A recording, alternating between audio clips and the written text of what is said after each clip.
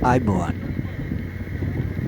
ඔබ දන්නවා ලංකාවේ වනාන්තර වර්ග ගණනාවක් තියෙනවා කියලා.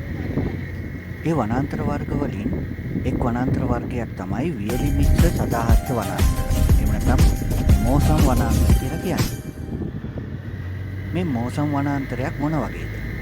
මෝසම් වනාන්තරයක බාහිරින් දැක්කම අපිට අඳුර ගන්න පුළුවන් ලක්ෂණ මොනවද කියලා අපි බලමු. මේ ඔබ දැන් දකින්නේ එවැනි වියලි මිශ්‍ර සදාහරිත වනාන්තරයක්.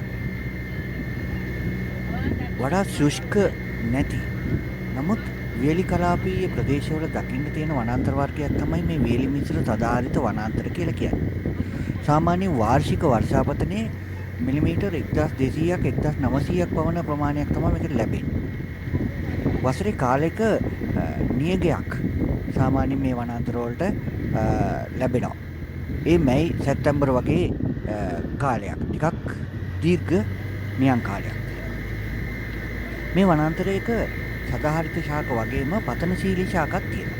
පතනශීලී ශාක කියලා කියන්නේ වේලි කාලයේදී ශාකයේ පත්‍ර හැලෙනවා. වේලි මිශ්‍ර සදාහරිත වනාන්තරයක සාමාන්‍යයෙන් ගස් තියෙන එකිනෙකට ටිකක් දුරස්ව.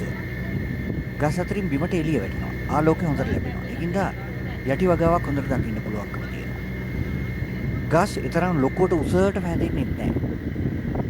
නමුත් විශාල ගස් තියෙනවා. යටි වගාවක් එහෙම නැත්නම් බිම තනකොළ හොඳට වැඩෙනවා. මොකද ආලෝකය හොඳට තියෙන නිසා. ඒ නිසාම මේකේ ශාකභක්ෂක සතුන් බහුලව දකින්න පුළුවන්. මේ ඔබ දකින්නේ ඒ වගේ වියලි මිශ්‍ර සදාහරිත වනාන්තරයක ලක්ෂණ.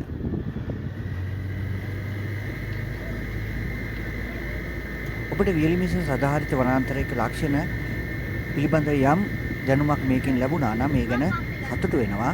අපි තවත් මෙවැනි වීඩියෝකින් නැවතත් හමු වෙමු. එමනම් ගිහිල්ලා එන්න. ආයිබෝවන්.